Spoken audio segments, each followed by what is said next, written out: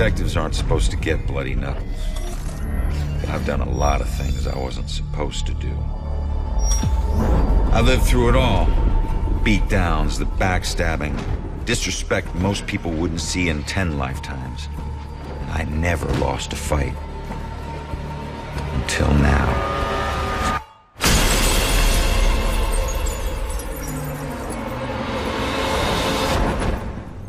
In a year crammed with next-gen sequels, remakes, and reimaginings, I can't help but root for Murdered Soul Suspect. A completely original and great-looking current-gen experience from Quantum Conundrum developer Airtight Games, Soul Suspect looks to put a paranormal spin on the crime-solving genre. Like all good noir, Soul Suspect begins with a death. Your own, actually. You play as Ronan O'Connor, an unlucky detective who finds himself on the losing end of a lethal fight with a hooded stranger. Cut to next scene, and Ronan's thrown out a window and found dead on the streets of Salem. Lucky for him, death is only the beginning in Soul Suspect.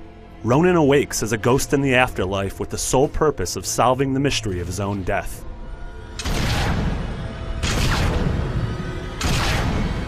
Being nothing more than a specter, you can't physically interact with the world, so you'll have to get creative in your search for clues.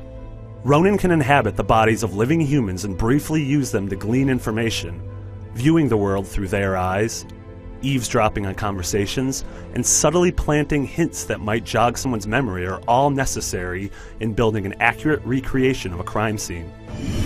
I gotta see if they found any leads that I don't already know about. Wandering through the environment and experimenting with various people and objects encourage a playful sort of creativity that harkens back to the criminally underrated game Ghost Trick. Once you've gathered a handful of clues, you'll have to mentally piece them all together in Ronan's head by creating a flow of events from a pool of words. Using this array of nouns and verbs brings back wonderful memories of early LucasArts adventure games like Maniac Mansion. Soul Suspect's emphasis on careful observation brings to mind shades of LA Noire, but where Soul Suspect seems to trump Rockstar's take on the crime-solving genre is in its trimming of all the excess fat. You won't find yourself driving across lifeless cities or engaging in seemingly mandatory shootouts. Soul Suspect is all about solving mysteries, and from what we've seen so far, Airtight is absolutely on the right path. While the dialogue occasionally drifted into the realm of melodrama, I couldn't help but latch on to the stories that Airtight had to tell. Don't worry, brother. Remember, ghosts never die. Crooked cops, grieving family members, and frightened witnesses all have interesting tales to tell that can be gleaned through careful observation and a bit of ethereal voyeurism. The town of Salem is absolutely packed with memories and history.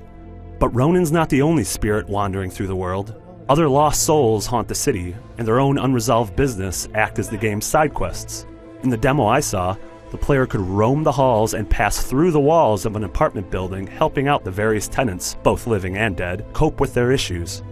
Or I could simply make a beeline for the top floor and continue with the main story. It's great to see that these bits of narrative are completely optional. There are also more malevolent beings that stalk the town in search of new victims. Think of the Dementors from Harry Potter, and you'll get a good feel for the kinds of ghouls that Ronan will have to face along his journey through the afterlife. Like the best demos, Murdered Soul Suspect left me craving answers. Why does Ronan have a chance to avenge his own death?